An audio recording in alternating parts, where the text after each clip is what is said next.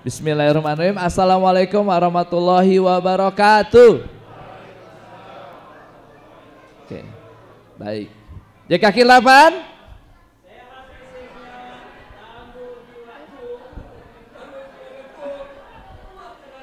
Mana suaranya?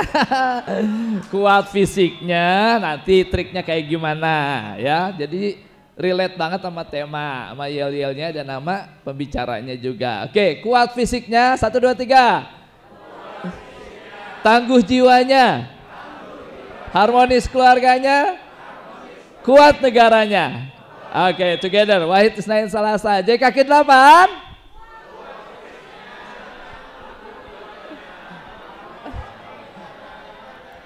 I 1, 2, 3. Yes. Oke, baik. Ya, sampailah kita di sesi 2 pengilmuan ya. Apapun kondisinya, acara must go on ya. Walaupun tetap dalam suasana fun, tapi tak menghilangkan keilmuan yang ada kita susun di panitia. Oke, udah siap semuanya? Oke, doanya dong. Allahumma fa'na bima 'allamtana wa 'allimna ma yanfa'una wa zidna ilma. Amin ya rabbal alamin. Beberapa ya bulan-bulan ini itu banyak teman-teman saya baik di keguruan ataupun di praktisi lingkungan ini Allah panggil, padahal usianya masih relatif muda. Dan rata-rata penyebabnya adalah SAKIT, sakit 28, 29, 30, itu masuk kategori muda. Betul Pak? Betul? Iya, sakit. Kita nggak menafikan qadarullah akan halnya maut ini, tapi dengan penyebab yang sama tentunya menjadi satu hal introspeksi buat kita. Kenapa ya? Ada apa di usia muda tapi sudah sakit X misalkan. Ada yang ginjal, paru-paru, asam lambung, migrain, dan semuanya ternyata sakit-sakit itu selalu menghantui kita. Betul Pak? Betul? Betul Pak? Betul? Nah gimana nih kita ya teman-teman semuanya adalah aset bagi umat ini, aset yang gak bisa mudah sebisa mungkin kita menikmati perjuangan kebermanfaatan hadirnya kita sampai akhir hayat kita. Mau? Kita akan gak mau kalau belum optimal untuk dakwah ini, gak mau kalau belum optimal melahirkan generasi beradab sampai kita nikmati. Allah panggil, kita ingin berjuang untuk melahirkan generasi adab dan menikmati keberadaan mereka. Sama enggak idealisnya sama saya? Gimana caranya kita sehat? Ada nggak dari teman-teman semua, tetangganya, atau bahkan salah satu orang tua kita yang di usia di atas 80 tapi tetap segar bugar? Dan kita mau kayak gitu. Nah, dalam JKK kali ini insya Allah kita akan ambil tema yang kayaknya menyikapi kondisi yang terutama teman-teman yang saya tadi atau teman-teman Bunda Ayah semua, kita akan coba desain gimana sih kesehatan itu bisa kita rancang, health by design. Dan kita akan menghadirkan memang orang yang sepertinya pengamatan kami ya itu sangat ya insya Allah dari sisi tubuh, dari kegiatan keseharian, dan kita hadirkan memang orang yang sudah terbiasa untuk mencoba mempola dari setiap pola hidup, pola istirahatnya, dia benar-benar sudah terbukti. Nanti kita akan lihat dan kita akan gali sama-sama how to-nya dan nanti kita akan praktis. Are you ready semuanya? Ayo ready? Nah, berikut saya bacakan CV-nya ya. CV-nya pembicara kita kali ini adalah Coach Amarullah Adi Saputra, BEng Hons Naval Art. Saya nggak bacakan semuanya ya, untuk yang lainnya bisa sudah ada diberikan di info di peserta Jakaki tentang profilnya. Sekilas saja ya, Coach Amarullah Adi ini tempat tanggal lahirnya di Palembang 27 Juli 1974. Berarti berapa tahun kalau kita hitung? Udah masuk? Iya. 50 ya. 51. Tapi apakah sesuai dengan wajahnya nanti tampilannya?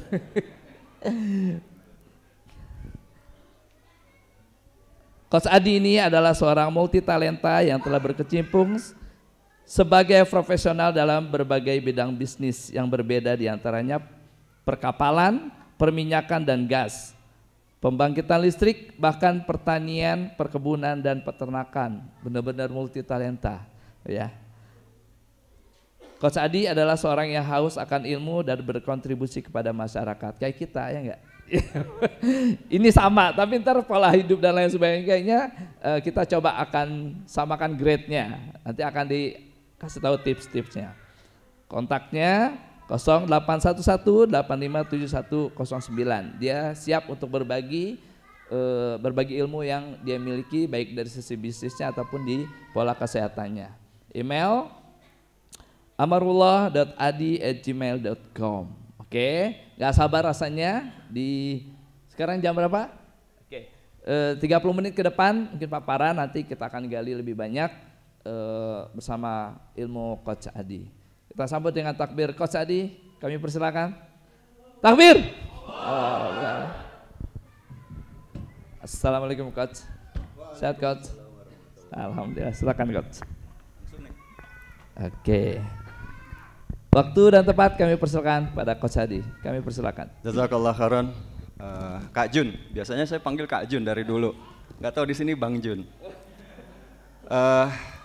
Tadi katanya usia saya masuk 51 bulan depan ya.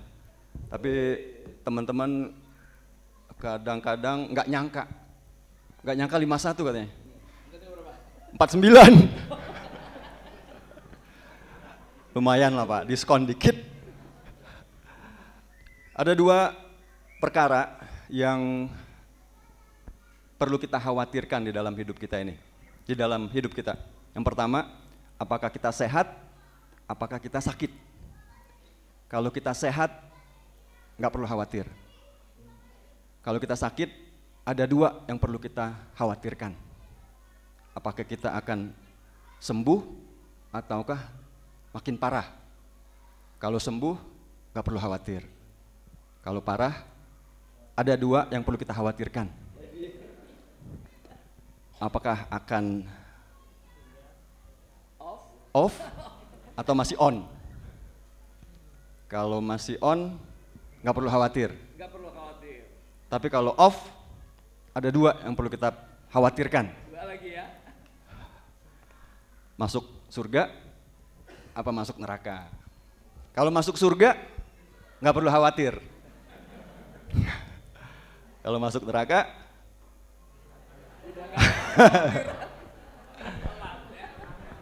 uhayyikum bitahiyatil Islam, tahiyatil mubarakah min indillah, tahiyatil ahli jannah. Assalamualaikum warahmatullahi wabarakatuh. Innal hamdalillah nahmaduhu wa nasta'inuhu wa nastaghfiruh wa nastahdih wa natubu ilaih wa na'udzubillahi min syururi anfusina wa min sayyiati a'malina. May yahdihillahu fala mudhillalah wa may yudlil fala hadiyalah. Asyhadu an la ilaha illallah wa asyhadu anna Muhammadan abduhu wa rasuluhu la nabiyya ba'dah.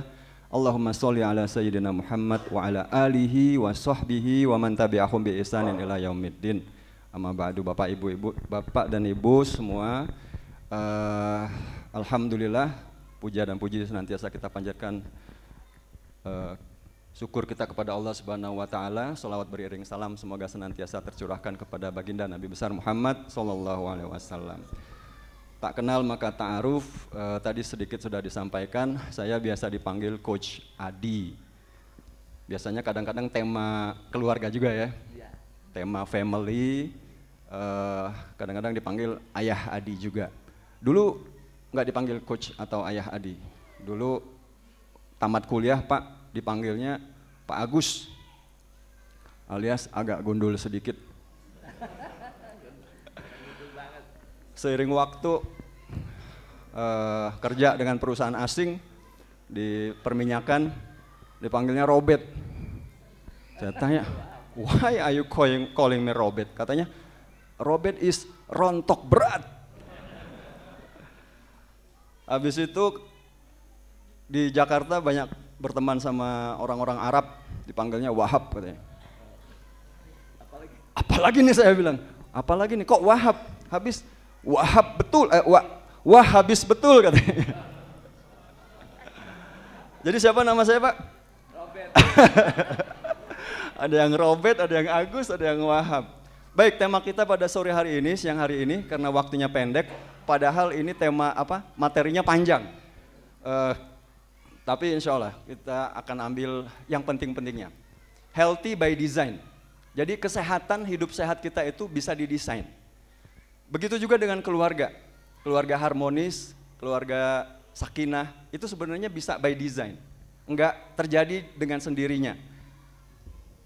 Bisa saja terjadi seiring waktu, ya kita kemudian cuman kayaknya sayang sama umur Pak.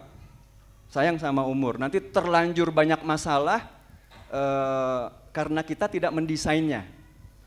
Allah SWT berfirman, ya ayyuhalladzina amanu taqullah wal tanzur nafsum ma qaddamat lighad.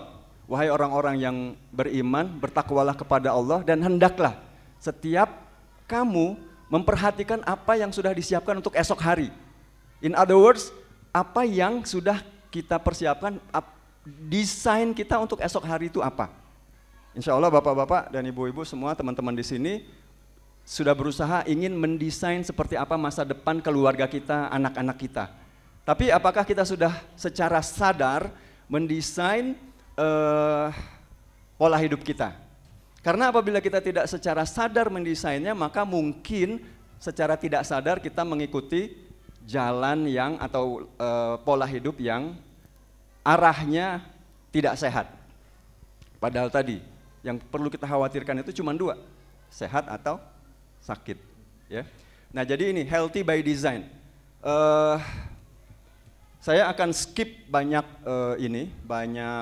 slide di sini, tapi insya Allah teman-teman akan mendapatkan slide-nya secara lengkap ya dari panitia. Jadi sesungguhnya kita diperintahkan untuk mendesainnya. Nah, jadi kata kuncinya adalah mendesain. Ini saya skip aja videonya. Cuman memang ini ya, kalau saya skip aja. Intinya ini kita ingin mendesain masa depan, hari tua kita itu seperti apa. Ini saya ambil contoh seorang dokter. Beliau ini adalah seorang dokter kelahiran Pak Jeffrey namanya. Kelahiran tahun 1938. 1938. Berarti umur beliau pada hari ini berapa? Berapa? 62 tambah 25. 87. Ya, 87 tahun. Yang ini kondisi beliau saat umur 57 tahun. Dan beliau seorang dokter. Ya, bukan seorang yang tidak ibaratnya apalagi memang belajar tentang ilmu kesehatan, dokter. Ini kondisi dia pada saat umur 57 tahun. Pada saat itu kondisi kesehatan beliau itu mulai gejala pradiabetes, lalu keluhan jantung dan penyakit-penyakit yang biasa kita anggap sebagai penyakit orang tua lainnya. Biasa kan kita, wajar udah tua, ya kan? Nah itu beliau sudah di posisi seperti itu pada umur 57 tahun. Keluarga di Amerika apa sih yang nggak berantakan? Berantakan semua pokoknya di Amerika itu, termasuk keluarga. Ya ini kita, nauzubillah, jangan sampai gara-gara kesehatan keluarga kita ikut berantakan. Karena kesehatan itu menjadi satu faktor penting di dalam mendesain keluarga harmonis. Jadi saya juga punya materi tentang mendesain keluarga harmonis. Nah, ini adalah kondisi beliau di usia 64 tahun. Sudah hilang semua tadi gejala-gejala yang katanya orang tua penyakitan itu. Ini foto di nomor usia 72, itu usia 74. Sampai sekarang beliau masih aktif. Saya mengikuti Instagram beliau, posting beliau. Jadi teman-teman bisa lihat sendiri. Saya mengambil contoh ini. Ini bukan foto yang saya bikin, tapi ada di internet. Tinggal diambil aja. Teman-teman sendiri akan bisa melihatnya. Nah, dari foto ini, silakan kira-kira pelajaran apa yang bisa kita ambil, Pak, dari melihat sederhana foto ini saja. Silakan. Makin tua makin bugar. Ada lagi? Ada keinginan yang kuat dari kondisi yang awalnya. Ya. Hanya tentang tidak itu. Ada keinginan yang kuat. Ada yang lain? Tidak ada kata terlambat untuk menuju sehat. Ibu-ibu, ada Bu? Apa? Idem, samain aja ya. Ya. Jadi benar tadi ya, bahwa tidak, itu adalah sebuah mitos. Ketika kita semakin tua, semakin lemah, semakin penyakitan, semakin rapuh dan seterusnya. Jadi itu sebuah mitos ya. Jangan sampai kita memiliki pemahaman seperti itu. Ini alhamdulillah Bapak dan Ibu bergabung di dalam satu ruangan sehingga memang keluarga yang harmonis itu perlu memiliki kesamaan pemahaman. Jadi insya Allah dari hari ini kita akan sama-sama memiliki kesepahaman antara suami istri di dalam rumah tangga bagaimana kita ingin mendesain keluarga kita itu lebih sehat di masa mendatang. Oke. Nah, sesungguhnya ketika kita mendesain sesuatu, apalagi itu sebuah gaya hidup, keluarga harmonis dan lain-lain sebagainya, yang kita desain itu sebenarnya adalah habit atau kebiasaan. Jadi sebagian yang untuk mendesain kebiasaan itu sebenarnya apa yang kita lakukan keseharian kita itu terjadi karena minimal ada 3 faktor. Ada why-nya, ada how to-nya, ada when-nya. Dan yang keempat, opsional, ada lingkungan yang mendukung atau tidak mendukung. Nah, why atau motivasi atau alasan itu kita bisa desain. Kita bisa desain. Kita melakukan sesuatu itu bisa jadi tanpa kita sadari, sebenarnya dia ada di dalam alam bawah sadar kita. Ada pemahaman, ada persepsi, ada paradigma mengapa kita melakukan sesuatu itu secara sadar maupun kita tidak sadar. Iklan rokok itu membuat iklan sebenarnya ada persepsi, ada paradigma yang sedang mereka jual untuk ditanamkan ke dalam alam bawah sadar pemirsa. Apa Pak kira-kira? Apa yang sedang dijual secara bawah sadar oleh iklan rokok misalnya? Bahwa merokok itu keren, merokok itu laki, berani, kreatif, pinter, maco dan lain-lain sebagainya. Padahal itu nggak ada semua di dalam, nggak ada kaitannya dengan merokok. Ini saya sekedar menyampaikan contoh bahwa alam bawah sadar kita itu, nah itu, dia sedang mencoba memasukkan ke bawah sadar para pemuda, ya, anak-anak muda, bahwa merokok itu keren, berani, kreatif dan lain-lain sebagainya. Kalau kita tidak memiliki pemahaman, kita tidak punya desain pemahaman tentang bahwa saya bukan perokok di dalam bawah sadar kita, maka bisa jadi akan terpengaruh oleh iklan itu. Nah, yang saya maksud contoh, kita bisa mendesain definisi-definisi diri bahwa aku bukan perokok. Secara sadar kita mendesain, ini yang kita lagi desain. Kemudian apalagi yang kita bisa desain secara bawah sadar, bahwa aku adalah seorang pembelajar. Makanya kita terus belajar. I am a continuous learner. Saya itu belajar terus menerus. Penting ini. Untuk keharmonisan keluarga sakinah itu penting. Kita ini terus belajar. Desainer itu terus belajar dan terus mengembangkan desainnya, terus belajar dari desainnya. Mobil itu, Bapak Ibu, dari dulu sejak pertama kita ngeliat mobil, rodanya 4, mobil penumpang ya, mobil biasa seperti itu.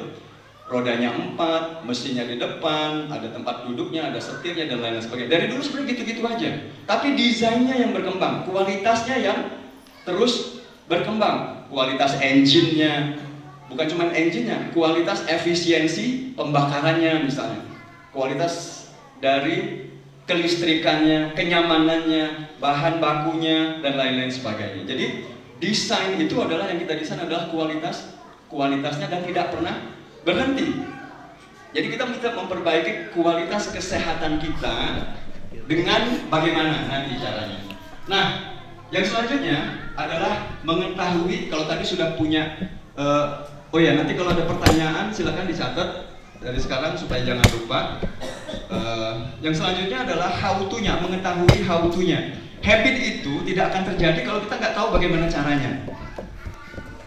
Habit dari sebuah rumah tangga yang harmonis, yang sakinah itu apa saja? Bagaimana kita meningkatkan kualitas dari beberapa kualitas itu, misalnya kualitas keterbukaan, menerima kelemahan dan lain-lain sebagainya, kualitas memahami perbedaan laki-laki, perempuan, sifatnya, karakternya, bahasa cintanya dan lain-lain sebagainya, kualitas seksualitasnya, dan kualitas kemampuan menyelesaikan masalahnya dan lain-lain sebagainya. Jadi misalnya seperti itu. Nah, di bagaimana mendesain hidup sehat kita akan lihat nanti apa yang perlu kita desain supaya kualitas kesehatan kita itu secara menyeluruh bisa meningkat. Jadi perlu untuk mengetahui how to-nya, bagaimana caranya. Semakin mudah atau semakin kita menguasai how to-nya itu, maka habit itu akan semakin terjadi. Habit scrolling HP sebelum tidur itu karena sangat mudah. Tinggal scrolling itu karena mudah. Coba kalau HP-nya nggak ada pertama, dipersulit akses kepada HP-nya, akses kepada internetnya. Jadi mempersulit sesuatu itu bisa terjadi, maka habit itu tidak akan terjadi. Itu contoh. Ya, semakin kita bisa menguasai suatu skill itu, keterampilan itu, maka dia akan semakin mudah untuk menjadi habit. Lalu kita menyiapkan waktu untuk melakukannya, dan yang terakhir itu adalah lingkungan. Nah, kita bisa saling membantu untuk menciptakan lingkungan yang kondusif, bisa saling mengingatkan, komunitas dan lain-lain sebagainya. Nah, tadi saya katakan kita akan lebih mudah kalau kita itu memiliki motivasi yang kuat untuk melakukan sesuatu itu. Dan apa motivasi menurut Bapak Ibu yang terkuat atau paling kuat kita melakukan sesuatu? Apakah itu? Silakan. Motivasi yang paling kuat kita melakukan sesuatu apa? Hah? Tujuan. Ada lagi? Mengejar kesenangan dan menjauhi, menghindarkan ketidaknyamanan. Kebermanfaatan. Belum ada yang menyebut? Karena Tuhan. Karena Allah. Karena Allah. Ini umum ya, secara umum. Kita melakukan sesuatu itu secara umum karena apa? Motivasi yang paling kuat itu adalah cinta. Cinta.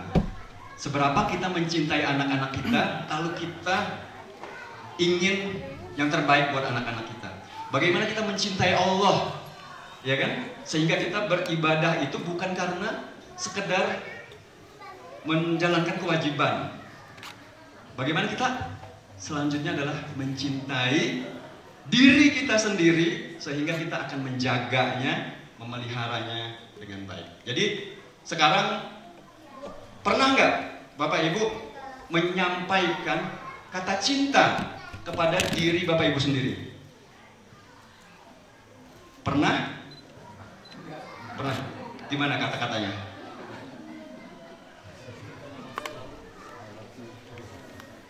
Asik. Mencintai istri? Oh ya. Sering ya, sering. Bukan istri kedua. Bukan. Itu yang kedua. Ya. Jadi itu wajib sebenarnya. Jadi ku anfusakum wa ahlikum, jaga dirimu sendiri dan keluargamu dari api neraka. Jadi diri kita sendiri, mulai mencintai itu dari diri kita sendiri. Sekarang kita mulai. Nanti setiap hari, atau gini, jangan-jangan tidak mencintai diri sendiri.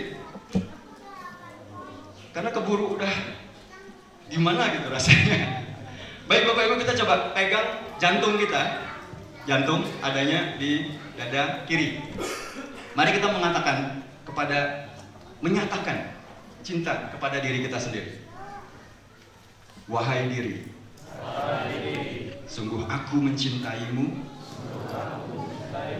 dan aku akan menjagamu dengan segenap kemampuanku. Sekali lagi. Wahai diri, sungguh aku mencintaimu dan aku akan menjagamu dengan segenap kemampuanku. Allahu Akbar. Nanti di perjalanan sehari-hari kita bisa jadi Bapak Ibu akan dihadapkan pada situasi, bener nggak? Aku mencintai diriku sendiri. Karena tadi kita udah janji, aku akan menjagamu dengan segenap kemampuanku.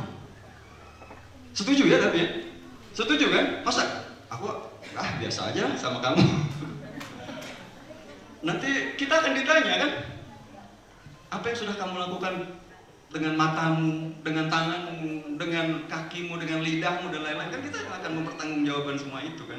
Kalau kita nggak dari sekarang kompak-kompakan sama diri kita sendiri dan menyatakan cinta bahwa aku akan menjagamu, nanti gimana itu pertanggungjawabannya? We are accountable for whatever our actions kan, dengan segala macam pendengaran kita dan lain-lain sebagainya. Oke, jadi kita sudah mendeklarasikan cinta dan kita akan menjaga diri kita sendiri dengan sebaik-baik, dengan segenap kemampuan kita. Bapak nanti mau menyampaikan cinta kepada istri seperti tadi, wahai istriku, sungguh aku mencintaimu dan aku akan menjagamu dengan segenap kemampuan. Begitu juga anak-anak juga seperti itu.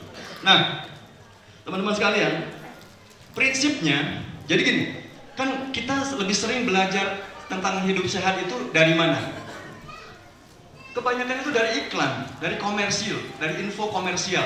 Mengapa kita melakukan ini? Oh, ini karena katanya ini menyehatkan, karena begini dan begitu. Kita akan unlearning mungkin apapun yang sudah pernah kita pelajari sebelumnya. Jadi tadi kita sudah sepakat ya, we are a community of continuous learner. Kita ini adalah komunitas pembelajar yang terus-menerus. Prinsip dasar hidup sehat itu seharusnya universal. Dia bukan hak hanya ras tertentu saja. Mau Arab, mau Cina, mau Eropa, mau Melayu, mau Padang, mau Sunda, semua bisa sehat. Dengan kata lain apa? Dimanapun kita tinggal,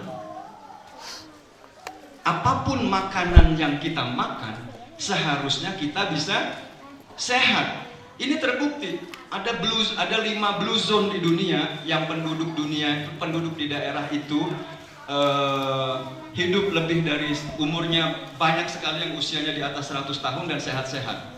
Di berbagai tempat yang berbeda di pojok-pojok dunia. Ada yang di Jepang, ada yang di Amerika, ada yang di Eropa, ya, di mana lagi tuh? Ada 5, namanya blue zones. Jadi ini sekedar untuk membuktikan bahwa apapun yang kita makan, ada orang Jepang makan nasi bisa sehat, Ada yang makanannya daging, bisa sehat. Ada yang tinggalnya di pantai, banyak makan ikan, bisa sehat. Ada yang tinggalnya di gunung, banyak makan sayur, bisa sehat juga. Jadi itu yang ingin saya sampaikan dari universalitas itu. Yang kedua adalah murah. Sehat itu seharusnya murah, nggak perlu mahal. Kalau mahal kita udah punah dari kapan-kapan. Karena kebanyakan kita ini hidup di bawah garis kesejahteraan. Ya, dulu orang-orang desa itu lebih terkenal sehat daripada orang kota, bener nggak? Jadi apakah hidup di desa itu mahal? Enggak. Jadi ini prinsip-prinsip paradigma yang harus kita bongkar dulu. Nah, yang selanjutnya, sehat itu seharusnya mudah, nggak pakai rumit, nggak pakai harus menguasai ilmu-ilmu macam-macam, atau harus lulus S3 dulu baru bisa sehat, enggak. Lalu selanjutnya, dia applicable untuk segala usia, yang sustainable, jadi dari bayi, dari anak-anak bisa sampai lanjut usia itu tetap bisa sehat. Artinya apa? Kalau pola hidup sehatnya itu tidak bisa dilakukan oleh orang tua, maka bisa dipertanyakan, bener nggak itu memang pola hidup sehat? Atau pola hidup sehat itu mahal? Udah pasti salah, nggak mungkin. Kalau ternyata sulit untuk dilakukan, nggak mungkin juga. Karena dulu sebelum ada ilmu macam-macam ini, orang di desa nggak lulus sekolah bahkan juga bisa sehat. Berarti kan harusnya bener tuh, bahwa harusnya sehat itu mudah, murah, dan segala usia. Uwak saya di kampung di Sumatera Selatan, di situ di desa, kalau nenek saya itu dari Tanjung Sakti namanya, dekat Pagaralam. Saudara-saudaranya yang lain, mereka 9 bersaudara. Nenek uwak saya ini perempuan, Mak Wo saya manggilnya, Mak Tuwo, itu satu-satunya yang tinggal di desa. Paling tua, perempuan. Adik-adiknya merantau semua ke kota. Perjalanan sekian tahun sampai tua, sampai usianya 80-an tahun, itu adik-adiknya udah penyakitan semua yang di kota tadi. Ada yang diabetes, ada yang jantung, dan lain-lain sebagainya. Obesitas itu udah pasti itu. Beliau sendiri yang paling langsing, paling ramping. Padahal dia paling tua. Kita lanjut. Nah, teman-teman semua, sampai di situ tadi kita bisa menilai apakah pola hidup sehat itu misalnya, oh kita harus makan suplemen ini setiap hari misalnya. Enggak. Untuk sehat, enggak benar, ya. Nah, berarti itu jadi indikasinya bahwa oh itu benar gak sih? Oh itu bisa dilakukan gak sih sama orang yang usianya sudah 70 tahun? Oh misalnya gini, sehat itu kita harus nge-gym sampai umur 80 tahun. Enggak juga. Karena nggak sustainable nantinya, ya. Jadi kayak gitu. Nah, ini perlu kita sama-sama memahami seperti apa tubuh manusia. Tubuh manusia kita itu pertama kompleks. Dia saling kait-mengkait, saling menjadi faktor yang mempengaruhi yang lainnya. Otak kita dipengaruhi juga dengan apa yang terjadi pada jantung kita, yang terjadi di paru-paru kita, yang terjadi di otot kita. Itu semuanya saling kait-mengkait. Hati kita, liver, dan lain-lain sebagainya. Nah, Allah sudah menciptakan manusia itu sangat canggih, ya. Manusia ini adalah ciptaan Allah yang sangat canggih, super canggih. Karena mengapa dia canggih? Karena dia memiliki kemampuan menyeimbangkan dirinya sendiri. Jadi kayak kadar gula misalnya di dalam darah. Tubuh kita itu bekerja untuk menyeimbangkan supaya kadar gula itu tidak terlalu banyak. Atau hormon, atau kalau misalnya sudah kenyang, nanti dia memberi sinyal dan lain sebagainya. Jadi dia self balancing. Kemudian air misalnya di dalam tubuh kita mau minum, dia akan membalance. Garam, dia akan membalance itu semua. Itu yang dimiliki oleh kemampuan ini yang dimiliki oleh tubuh kita. Lalu dia juga self protecting. Dia mampu untuk memproteksi dirinya sendiri. Itulah salah satunya sistem kekebalan tubuh, imunitas tubuh. Lalu self regenerating. Nah, ini yang paling penting. Dia itu bisa meregenerasi selnya sendiri tanpa kita ketahui dan tanpa kita sadari. Self formatting misalnya itu di otak. Lalu kemampuan untuk beradaptasi dan lain-lain sebagainya. Maka kalau ada sebuah alat, ada sebuah mesin yang mampu melakukan ini semua, seharusnya, bapak-bapak nih pertanyaannya nih, seharusnya perawatannya mudah apa susah? Mudah kan? Mobil misalnya, dia bisa mobil combustion engine, bukan mobil listrik. Dia bisa ganti oli sendiri misalnya. Kita nggak perlu capek-capek kan ganti olinya kan? Atau kalau lecet, catnya dia bisa ganti cat sendiri, benerin sendiri. Lalu filternya, kalau kotor dia bersihin sendiri. Lalu apalagi, kalau karet bannya itu sudah gundul, sensitif ngomong gundul. Dia akan tumbuh sendiri karetnya itu dari dalam. Canggih gak? Otomatis maka kita nggak perlu repot-repot ngerawat mobil itu. Ada kotoran, dia bersihin sendiri. Gitu. Ada pembersihnya. Itu kalau canggih. Manusia itu lebih canggih daripada yang tadi kita bicarakan. Tapi, ada tapinya. Kecanggihan itu ada batasnya. Ada batasnya. Kalau kita patahin ya patah lagi. Kita nggak bisa.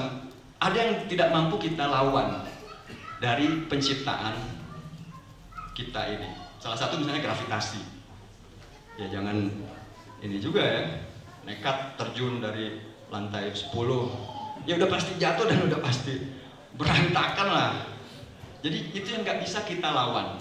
Nah, intinya adalah ini kita sudah masuk ke how to ya. Kalau tadi why, faktor untuk mendesain kebiasaan itu punya why. Semakin besar why-nya, itu semakin mudah untuk dilakukan. Semakin kita menguasai how to-nya, maka akan semakin mudah. Yang jelas apa yang kita lakukan itu menjadi benar. Nah, kita sudah masuk ke how to-nya. Bagaimana caranya untuk, atau habit apa yang perlu kita perhatikan. Teman-teman semua, yang pertama, kualitas kesehatan kita itu tergantung dari kualitas ritme alamiah tubuh kita. Karena ini semua terjadi tidak random. Tubuh kita bisa merawat dirinya sendiri, tapi perawatannya itu tidak random. Nggak kapan-kapan yang nggak bisa kita duga. Tapi ada ritmenya, ritme perawatan tubuh. Kalau mobil misalnya, ada ganti oli maksimal misalnya 5.000 km setiap 5.000 km misalnya. Ya. Walaupun harus dilihatin terus tuh. Jangan-jangan sebelum 5.000 karena kita pemakaiannya kayak gimana, olinya udah habis. Harus di top up. Tapi tubuh kita itu punya jadwal perawatan. Sebagaimana banyak jadwal dari kehidupan kita. Sholat kita ada jadwalnya, lain-lain ada jadwalnya. Nah itu ada ritmenya. Kalau ibu-ibu ada ritme bulanan. Benar ya Bu? Benar. Apa yang terjadi pada ritme bulanan itu? Menstruasi itu. Perawatan apa? Perawatan dinding rahim. Karena ini diperlukan untuk kelangsungan manusia, kehidupan manusia. Jadi itu salah satu bukti. Tapi itu tidak terjadi tiap hari. Kalau tiap hari repot juga. Tapi 1 bulan sekali itu tidak terjadi tiba-tiba juga. Itu adalah proses dalam 1 bulan. Dan itu apa yang diikuti? Alam semesta. Alam semesta. Ini karena kita tinggal di bumi. Ada bulan, ada rotasi bumi, ada bulan melihat, sehingga itu kejadiannya sebulan sekali. Dan bulannya itu Komariah. Bener nggak Bu? Jadi dia maju kalau dari bulan Samsiah ini, Januari, dia tanggalnya bisa maju. Nah, bapak-bapak juga punya ritme alamiah. Apa itu contohnya? Hah? Gajian. Itu kayaknya, itu namanya top of mind. Tanggal 28 di atas top of mind-nya adalah gajian. Apalagi ritme harian, bapak-bapak. Apa? Rambut, ya. Rambut, wajah, cukur, karena udah mulai berantakan. Apalagi? Tidur, harian, apalagi? Makan, lapar, bla-bla dan seterusnya, ngantuk. Ada satu yang belum disebut, mungkin masih. Waduh, panjang ini sebenarnya materinya. Yaitu ereksi, ya, ereksi. Itu satu ritme alamiah yang tanpa adanya rangsangan pun dia tetap terjadi. Kalau nggak terjadi, silahkan periksa. Mungkin ada yang ini.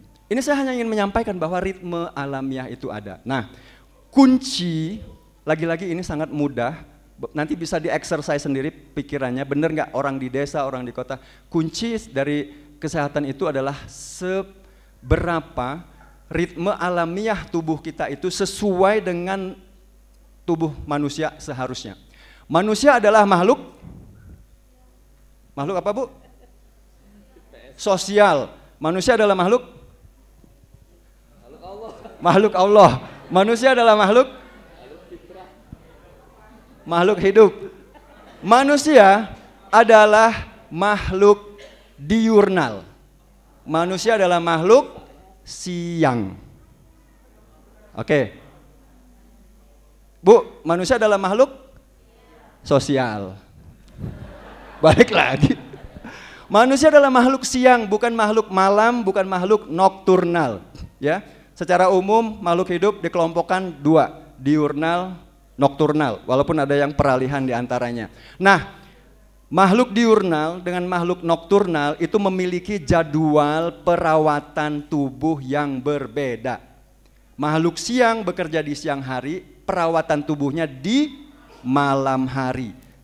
Makanya di malam hari makhluk diurnal itu tidur, bukan kelayapan. Jadi singkatnya, gaya hidup modern yang tidak sesuai, yang tidak sehat itu adalah ketika gaya hidup kita itu sudah gaya hidup malam. Dan gaya hidup modern itu udah terjadi sejak adanya listrik, adanya kulkas, adanya mall, adanya internet, kafe 24 jam dan seterusnya. Wonder why kemudian banyak penyakit bermunculan? Karena kita sudah merusak jadwal atau ritme alamiah tubuh kita yang seharusnya bisa merawat dirinya sendiri. Tadi pergantian sel, ya, pergantian sel itu kayak ganti batu bata. Tembok ini misalnya, batu batanya itu diganti dengan batu bata yang baru, pergantian sel. Kemudian kalau batu batanya udah baru, bisa nggak dibilang bangunan itu baru kalau sudah berganti semua? Bisa. Masalahnya adalah ketika kita mengganggu jadwalnya itu dengan mengganggu jadwal perawatan itu. Nah, jadwal makhluk diurnal itu bekerja dan makan di siang hari, bukan di malam hari. Jadi kalau ada yang bertanya, kenapa sekarang obesitas itu di mana-mana? Salah satunya itu, karena kita mengganggu jadwal makan kita. Bukan cuma obesitas itu mungkin yang paling kelihatan. Tapi yang rusak organ di dalamnya, bayangkan dinding sel pencernaan, dinding usus misalnya, dinding sel dari dinding pembuluh darah kita yang seharusnya diganti, tapi pergantiannya tidak sempurna. Dan yang penting lagi adalah misalnya sistem imunitas kita, kekebalan tubuh. Sistem kekebalan tubuh kita itu juga perlu diganti. Tentaranya itu perlu waktu untuk diganti supaya tentara-tentara yang memproteksi tubuh kita itu menjadi kuat. Nah, Teman-teman sekalian, tadi ini ya, jadi ada 5. Yang pertama ini, karena waktu sudah saatnya tanya jawab. Yang pertama itu adalah kualitas ritme alamiah tubuh. Ini bukan hal yang baru. Ya, kalau dulu di desa orang sehat-sehat itu karena habis Isya, desa itu udah gelap. Rasulullah SAW habis Isya apa yang dilakukan? Tidur. Kita? Ke kafe. Enggak lah. Kita pengajian. Tapi pengajian kita itu jam 11 malam masih makan-makan. Masih kulineran. Itu yang merusak. Jadi jadwal perawatan tubuh kita itu melihat dari 2 indikasi. 1 matahari, 2 jadwal makan. Tubuh akan menganggap masih siang sehingga belum saatnya untuk perawatan kalau kita masih makan-makan. Karena tubuh akan melihat, sensornya itu akan mengatakan, oh belum saatnya perawatan, masih saatnya bekerja. Itu masalahnya. Belum lagi beban dari makan-makan itu sendiri. Pertama, dia sudah mengganggu jadwal perawatan. Yang kedua, dia menambah beban pekerjaan. Yang sudahlah perawatannya terganggu, bebannya ditambah pula. Mengapa kualitas makanan itu prioritas nomor 4? Karena makanan yang sehat kita makan di waktu yang tidak tepat itu menjadi masalah juga, menjadi tidak sehat. Jadi ini bukan soal kualitas makanan. Kapan kita makan itu lebih penting daripada apa yang kita makan. Kita lanjutkan dulu dengan sesi berikutnya. Saya kembalikan kepada Kak Jun. Silakan Kak Jun.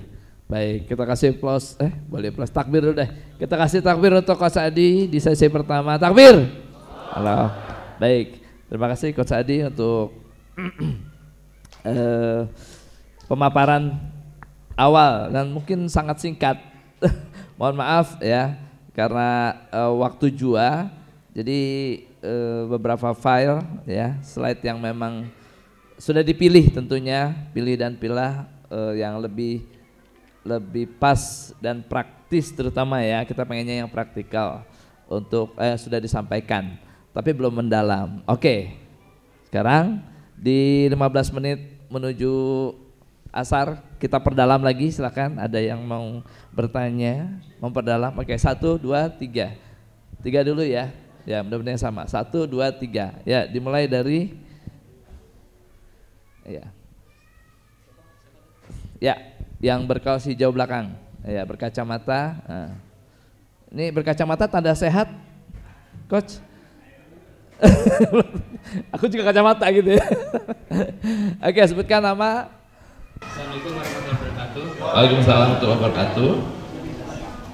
Nama saya Doni Aziz. Doni ya. Oke. Orang tua dari Hanifah, kelas 6A. Oke. Baik. Langsung ke pertanyaan. Ya, terima kasih Coach. Langsung saja. Ini banyak hal yang sudah nggak sesuai nih Coach. Ini bagaimana memulainya dan butuh berapa lama untuk bisa nanti kembali ke yang ini terkait dengan ritme ini. Coach, butuh berapa lama untuk bisa nanti ke jalur yang benarnya? Itu saja. Oke. Ini banget nih, cakep nih. Oke, next. Yang kedua, yang sebelahnya nggak terlalu jauh ya. Silakan, nama dan langsung ke pertanyaan. Assalamualaikum warahmatullahi wabarakatuh. Assalamualaikum warahmatullahi wabarakatuh. Nama saya Kusnan, usia 40, anak 5. Dulu saya sama Pak Sadi itu ketemunya di Mukoya. Nice. Awet muda kayaknya. Jadi ini pertanyaan saya ada 3. Yang pertama gini, gimana kalau misalkan tanggung jawab ya, karena tanggung jawab yang dari pagi sampai mau malam itu kita udah ada pekerjaan dan tanggung jawab. Yang malamnya juga ada tanggung jawab. Yang mau nggak mau jam 11 baru kita bisa tidur. Sementara jam 2, jam 3 harus sudah bangun. Ya tadi kan berarti malamnya dipakai. Ya. Yang pertama, yang kedua, memang saya baca juga Rasul itu habis tidur. Tapi ada satu sisi kewajiban itu lebih banyak daripada waktu kita punya. Jadi mau nggak mau malam harus lawan tanggung jawab. Waktu kemarin misalkan Ramadan kami sebulan itu di Nabawi, ternyata di sana itu malam dipakai orang Arab itu malam itu di kehidupan. Berarti mereka berubah semua tuh. Yang harus istirahat mereka dipakai itu. Siang mereka tidur semua. Itu yang kedua. Yang ketiga, terkait dengan tadi apa namanya siklus ini siklus itu. Karena saya juga banyak belajar tentang kesehatan, karena saya tahu usia saya juga udah segini, anak saya banyak yang mau nggak mau kan kita butuh prosesnya panjang nih menjadi anak. Tapi ada hal yang tadi pada saat misalkan pikiran tuh banyak. Oke, kita coba jaga kesehatan yang makanan. Pikirannya kan nggak bisa nih. Fenomena main, tetap aja mikirin lagi anak lagi makin banyak anak, mikirin lagi. Nah itu benar-benar bukan ngeganggu sih, tapi mau nggak mau harus kita selesaikan itu pikiran. Pola makan kita udah atur, bukan ini, tapi ini pikirnya masih kemudian. Oke, baik. 3 pertanyaan. Satu lagi. Tadi yang sebelah ayah. Silakan. Dengan ayah siapa? Ya, assalamualaikum warahmatullahi wabarakatuh. Assalamualaikum warahmatullahi wabarakatuh. Dari Yanto dari Depok. Dari Maria Fatih. Mungkin kembali yang ke sini sih, kan ada 5 ritme ini. Nah, kalau misalnya salah satu ritme terganggu, nah misalnya kita sudah coba menjalankan, tapi salah satu ritme misalnya tidur, kayak tadi misalnya, ya saya harus terbangun misalnya sampai jam 11 atau jam 12, udah nggak makan misalnya. Tapi besok misalnya jadwal olahraga, apakah masih disarankan seperti itu? Atau bagaimana menjaga ritme ini tetap berjalan gitu dengan segala aktivitas yang ada? Kan bisa jadi, atau misalnya kayak security itu biasanya dibalik gitu, jadi nokturnal, yang gak apa di bangun malam, siang tidur. Nah, bagaimana menjaganya ritme ini, ya, khususnya olahraga. Kalau makan mungkin bisa kita nggak makan, jamnya orang tidur gitu kan. Tapi ketika kita tadi kurang tidur malamnya, atau berapa kualitas tidur yang diharuskan untuk tetap menjaga, minimal yang harus dibutuhkan untuk orang tidur. Dan ya saya pernah baca juga kalau misalnya olahraga itu tidak disarankan olahraga sore gitu. Karena tubuh butuh waktu 4 jam untuk supaya dia bisa tidur setelah adrenalinnya itu tadi, setelah olahraga tadi. Mungkin itu. Baik, terima kasih. 3 penanya ya. Waalaikumsalam warahmatullahi wabarakatuh. Dan 3 pertanyaan dan semuanya terkait ke pola. Iya. Jadi gini. Pertama, 5 kualitas ini saling terkait dan saling mendukung serta saling mempengaruhi. Ya. Lalu ini adalah prioritas. Jangan sampai, kalau bisa, yang pertama ini yang harus kita jaga. Lalu pertanyaannya adalah bagaimana orang yang tugasnya harus terjaga di malam hari.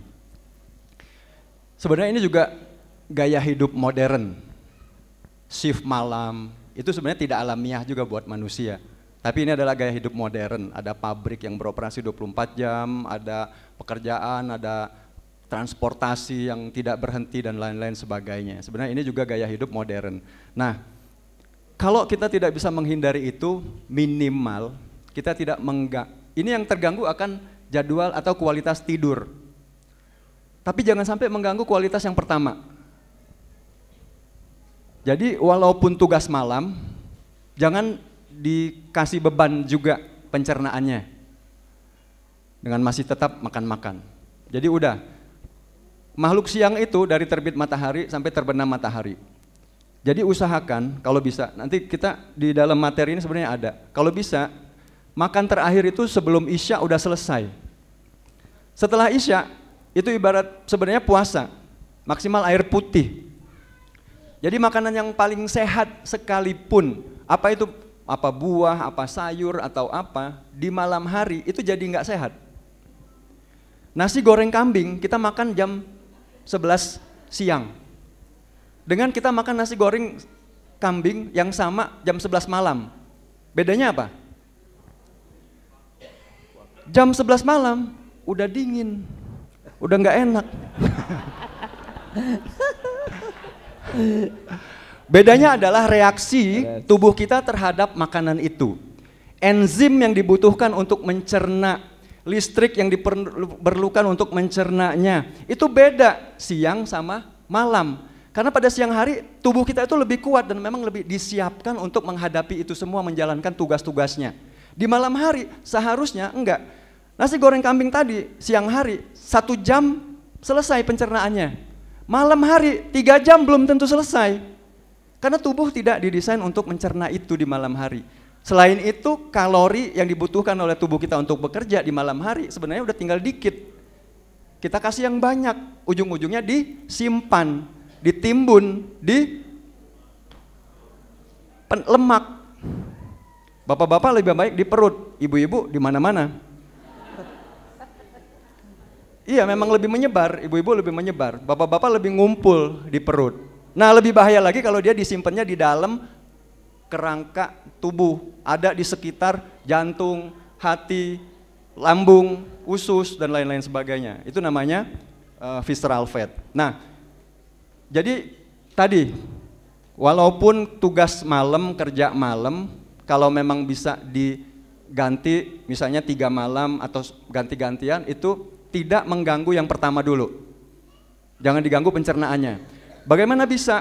Bisa, karena kita bulan Ramadan, bahkan kita tidak minum sama sekali, kita tetap bisa bekerja secara normal, benar nggak?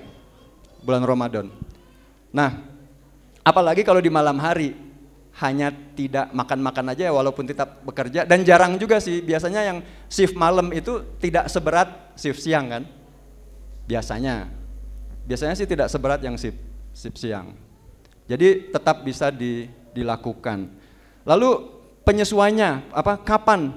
Nah, memang ini namanya juga desain. Kita menyesuaikan dengan kemampuan diri kita masing-masing. Semakin kita terbiasa, ini kan habit design, mendesain kebiasaan. Kalau sudah jadi kebiasaan, bisa nggak masalah itu Pak. Kita tidak akan lagi ada pertanyaan bahwa malam-malam lapar coach, kalau belum nggak makan nggak bisa tidur. Itu karena faktor kebiasaan saja. Orang yang sudah biasa nggak akan mengeluh seperti itu. Pagi-pagi nggak sarapan misalnya. Orang yang udah biasa nggak akan ngeluh. Karena udah biasa, kerja, oh iya kerja. Nanti jam 9 baru makan, jam 10 baru sarapan. Nah jadi kita tetap jadwal makannya itu bisa 3 kali sehari tetap bisa. Misalnya pagi jam 7 atau jam 8, makan siang jam 12 misalnya, makan malam misalnya jam 5 atau jam 6 begitu. Kan sama aja, nggak ada yang berubah. Saya nggak bilang, oh kita jangan makan malam. Lah kalau gitu makanya cuma 2 kali coach. Ya enggak juga, sesuai dengan kebutuhan kalori dan nutrisi kita masing-masing. Nah itu, apa yang belum dijawab ya? Olahraga. Pertanyaannya apa olahraga? Ya, olahraganya di waktu yang gak normal. Oh ya, teman-teman sekalian, ini penting. Ini saya menyebutnya 4 sehat 5 kuat, ya. Al mu'minun qawi khairun wa ahabba ilallah minal mu'minut dhaif. Itu kuat, bukan sehat. Supaya kuat itu harus olahraga, harus dilatih, harus melalui latihan. Tidak terjadi dengan sendirinya. Makanya yang lebih baik dan lebih khairu wa habbu ilallah dan lebih dicintai oleh Allah itu yang kuat. Karena sehat itu udah diberi, udah dikasih sama Allah.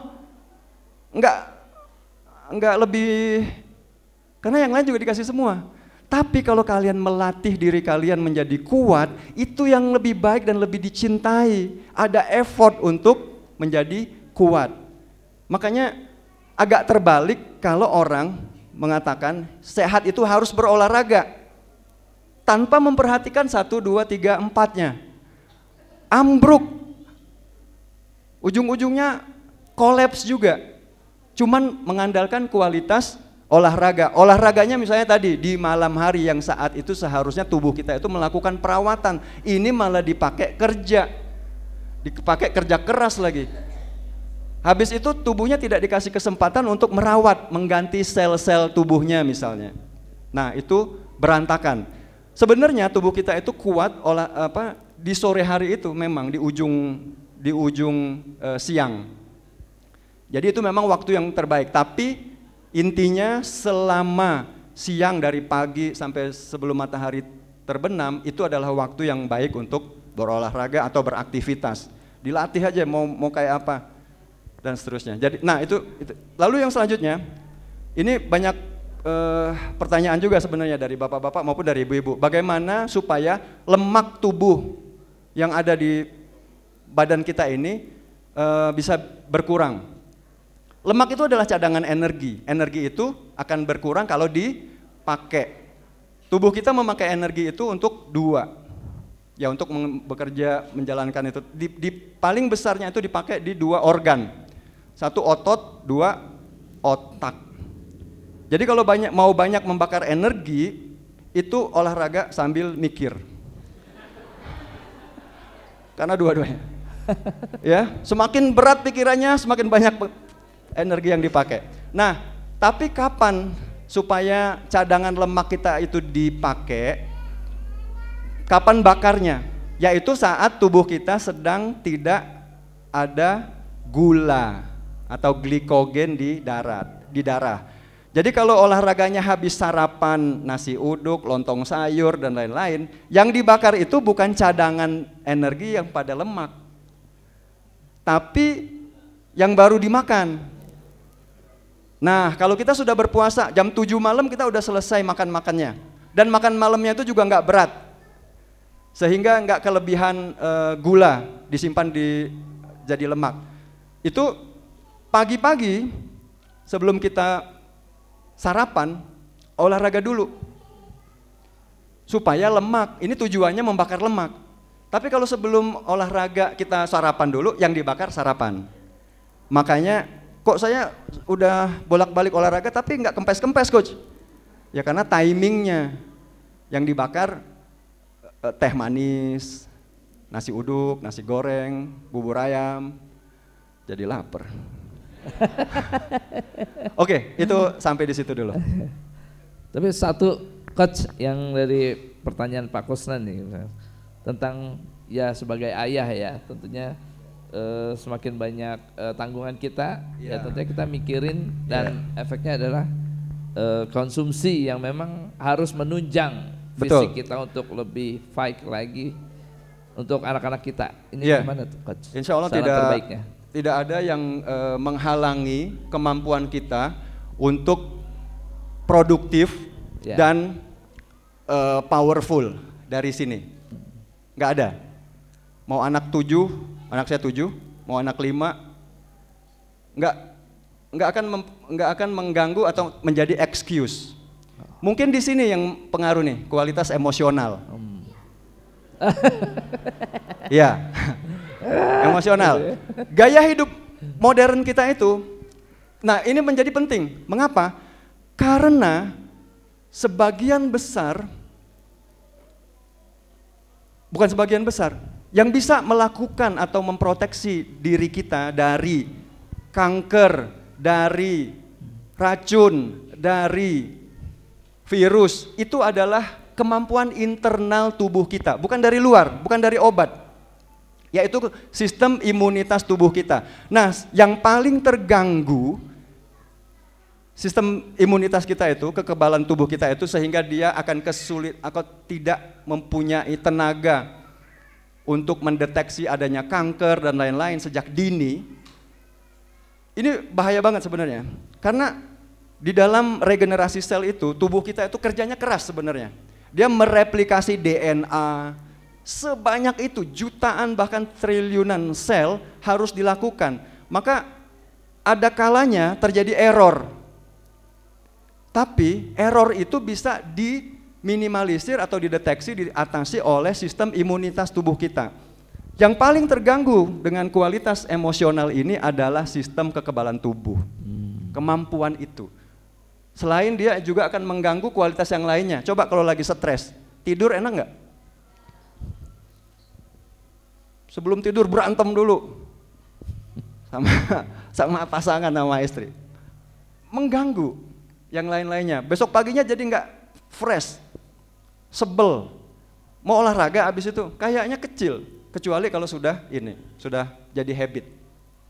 Nah, itu ya. Jawabannya ya seperti itu, kurang lebih. Jadi kualitas emosional. Ada satu mentalitas yang saya sebelum lupa, yang perlu kita desain bahwa tadi ya, kita bisa mendesain berbagai definisi diri. Tadi kita sudah menyatakan cinta. Definisi diri kita itu adalah saya adalah seorang pembelajar yang terus menerus. Saya adalah seorang atlet. Pak, ini Bapak perlu Pak memiliki mental seperti ini. Definisi diri ini. Saya itu seorang atlet. Walaupun saya nggak pernah ikut pertandingan apa-apa. Saya adalah seorang pejuang. Ya. Mujahid. Jangan cuma slogan. Mau mati syahid, berjuang dan lain-lain sebagainya itu. Kalau kita memiliki mentalitas itu, saya adalah seorang pejuang, saya adalah anggota komunitas bapak-bapak tangguh, keren, kuat apa tadi? Fisiknya, kuat jiwa, tangguh jiwanya dan harmonis keluarganya. Itu definisi yang harus ada di dalam diri kita. Allahu a'lam. Terima kasih. Takbir. Yap. Berapa lama kita tidur? Oke, tidur itu hitungannya pekanan. Ya, kualitas tidur itu adanya di pekanan. Jadi kita bisa mengkompensasi tidur kita hari ini, malam ini ke besoknya. Seperti itu. Jadi memang itu yang paling kena dengan kualitas tidur itu adalah otak, ya. Karena tidur itu terutamanya adalah perawatan otak. Jadi kalau sering-sering begadang, terganggu tadi perawatan itunya, maka yang terganggu itu ada yang penyakit ini, yang paling beresiko nanti adalah yang terkait dengan otak, pikun, dan lain-lain sebagainya. Tapi tadi, kalau kualitas nomor 1 sudah bagus, tidur jadi lebih mudah, jadi lebih berkualitas juga. Yang kedua, kualitas emosional. Dia juga akan mendukung kualitas tidur. Saya nggak terlalu khawatir, teman-teman bisa nanti lihat sendiri ya. Jadi kualitas tidur itu ada tujuannya itu. Nah, semakin gelap semakin baik, jangan terang-terangan. Tujuan imunitas juga selain otak ya.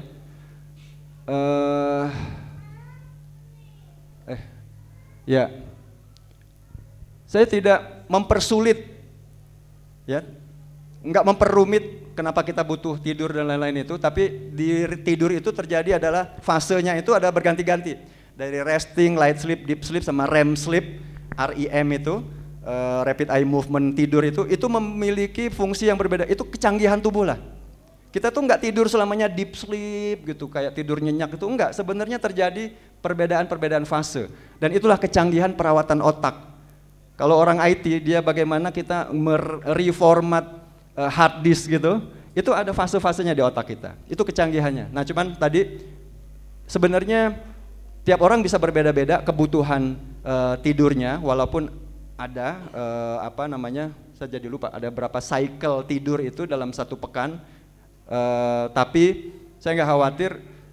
Sebenarnya mudah untuk menilainya, seger apa enggak waktu bangun. Tapi diusahakan memang malam itu didesain. Nah ini, ketika kita sudah kata-kata mendesain, maka kita mendesain keseluruhan jadwal kehidupan kita sehari-hari itu berdasarkan ini. Jadi, udah tahu sekarang bahwa tidur itu lebih awal lebih bagus. Kan udah malam, udah gelap, lebih awal lebih bagus. Jangan pula, nah kalau udah tahu seperti itu ya didesain aktivitasnya. Jangan dipaksain, udah malam-malam masih aja ngurusin apa. Itu bisa jadi karena ya itu tadi gaya hidup kita aja yang berantakan sebenarnya. Harus kita sengajakan, harus kita desain. Selesai nggak selesai kumpulkan, misalnya jam 10, selesai nggak selesai tidur. Ya, guru kan biasanya gitu kan. Selesai nggak selesai kumpulkan anak-anak, udah tidur. Supaya tadi menjadi habit kita. Nah, bagaimana supaya kebiasaan kita itu menuju kepada kebiasaan yang kita desire tadi. Jadi sudah bersih, sudah nggak makan-makan setelah jam 7 misalnya, atau malahan lebih sore udah nggak makan-makan lagi, cuman minum aja. Jadi Bapak Ibu, di rumah dapur itu polis line. Jam 7 kulkas kunci, nggak ada boleh lewat lagi, hanya disediakan air putih, bisa begitu. Sungguh aku mencintaimu dan aku akan menjagamu dengan segenap kemampuanku. Nanti kita akan diuji itu, pengajian malam-malam, masih nggak goreng-gorengan, kulineran, nggak main Pak. Ini mah godaan kecil. Aku. Godaan kecil banget ini. Gorengan 10.000 jadi beban buat badan. Cinta sama siapa? Cinta nggak sama diri sendiri? Enggak lah. Saya udah selesai makan-makan sebelum Isya. Saya di Likoat. Maksimal Pak, kita malam-malam pertemuan air putih. Bayangkan diskusinya kayak apa? Seriusnya kita berdiskusi kalau nggak ada distraksi gorengan ini segala macam. Setuju nggak Bu? Karena bapak-bapak ini ngerepotin aja. Oke, kita kasih takbir. Allahu Akbar. Oke. Ya, baik. Mohon maaf yang tadi sudah tunjuk tangan untuk menggali lebih dalam, namun hanya waktu jualah ya, nggak bisa tergali lebih dalam. Jadi tetap diberikan nomor Coach Adi jika memang ingin menanyakan untuk pendalaman materi di hari ini. Sekali lagi, sehat merupakan karunia dari Allah Subhanahu wa taala yang memang harus kita syukuri dan kita jaga.